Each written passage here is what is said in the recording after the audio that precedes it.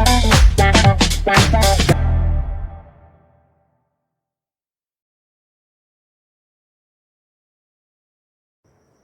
Students, आज fundamental unit of life part 5 में हम सेल के एक और पार्ट यानी कि सेल के सेंटर न्यूक्लियस को डिस्कस करेंगे।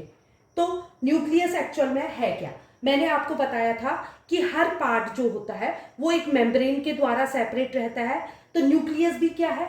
एक डबल लेयर्ड कवरिंग है, जिसको कि क्या कहते हैं, क्योंकि ये साइटोप्लाज्म से सेपरेट कर रही है, मेम्ब्रेन है, तो इसको कहते हैं न्यूक्लियर मेम्ब्रेन। और इसमें भी ऐसे ही पोर्स प्रेजेंट होते हैं जैसे कि प्लाज्मा मेम्ब्रेन में प्रेजेंट होते हैं। और ये पोर्स क्या करते हैं? ट्रांसफर ऑफ मटेरियल, आउटसाइड की ओर ट्रांसफर करते हैं मटेरियल को, सेंटर से आउटसाइड की ओर, मतलब न्यूक्लियस से साइटोप्लाज्म की ओर मटेरियल को ट्रांसफर करते हैं।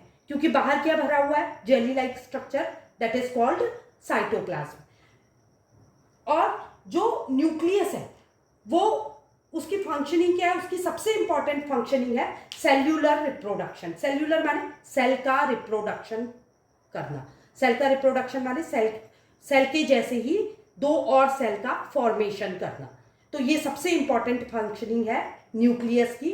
तो न्यूक्लियस क्या करता है? उसके लिए इंफॉर्मेशन को नेक्स्ट जनरेशन में पास ऑन कराने का काम करता है। तो इसके लिए इसमें क्या प्रेजेंट होते हैं? क्रोमोसोम्स। क्रोमोसोम्स जब सेल रिप्रोडक्शन नहीं करता है, जब सेल रेस्ट पोजीशन में होता है, उस समय न्यूक्लियस में प्रेजेंट क्रोमोसोम्स जो होते हैं थ्रेड लाइक स्ट्रक्चर के रूप में प्रेजेंट रहते हैं।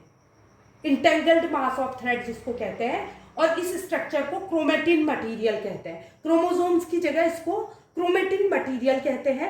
और ये क्रोमेटिन मटेरियल जब सेल डिवाइड होने वाला होता है, जब सेल का रिप्रोडक्शन होता है, ये क्रोमेटिन मटेरियल कन्वर्ट हो जाता है क्रोमोसोम्स में।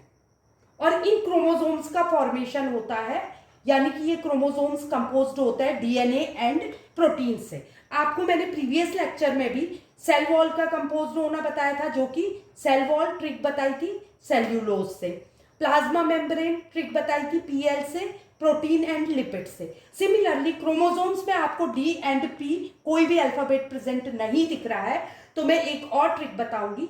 सी के बाद अल्फाबेट आता है डी, और डी को अगर हम पलट देते हैं तो वो पी बन जाता है। तो D for DNA and P for protein. तो क्रोमोसोम्स कंपोज्ड होते हैं डीएनए एंड प्रोटीन से, और इसमें क्या होता है?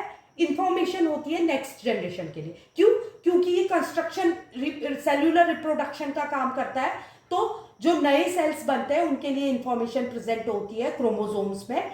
और जब क्रोमोसोम्स जब रेस्ट पोजीशन में होते हैं, जब डिवीजन नहीं होता है, उनको क्रोमेटिन मटेरियल बोलते हैं। और डिवीजन के समय क्रोमेटिन मटेरियल जो है वो क्रोमोसोम में कन्वर्ट हो जाता है।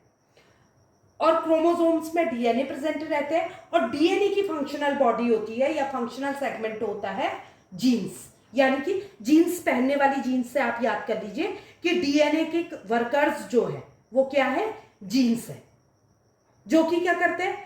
डीएनए अपने अंदर कौन सी इंफॉर्मेशन रखता है? एक तो कंस्ट्रक्शन की इंफॉर्मेशन रखता है, सेल के कंस्ट्रक्शन की, और सेल को ऑर्गेनाइज करने की इंफॉर्मेशन रखता है, और उनके हेल्पर्स होते हैं जीन्स। तो यहां पर को हमको पूरा न्यूक्लियस का फंक्शन समझ आ गया कि न्यूक्लियस क्या होता है? सेल्यूलर रिप्रोडक्शन करता है। उसके लिए उसमें क्रोमेटिन मटेरियल प्रेजेंट होता है, जो कि सेल डिवीजन के समय क्रोमेटिन मटेरियल से क्रोमोसोम्स बन जाता है। सी से क्रोमेटिन मटेरियल, सी से क्रोमोसोम्स बन जाता है। और क्रोमोसोम्स जो होता है उसमें डीएनए प्रेजेंट होता है, जो कि इंफॉर्मेशन रखता है।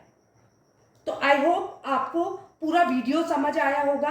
अगर आपको वीडियो पसंद आया हो तो लाइक, सब्सक्राइब एंड शेयर करिए। Thank you.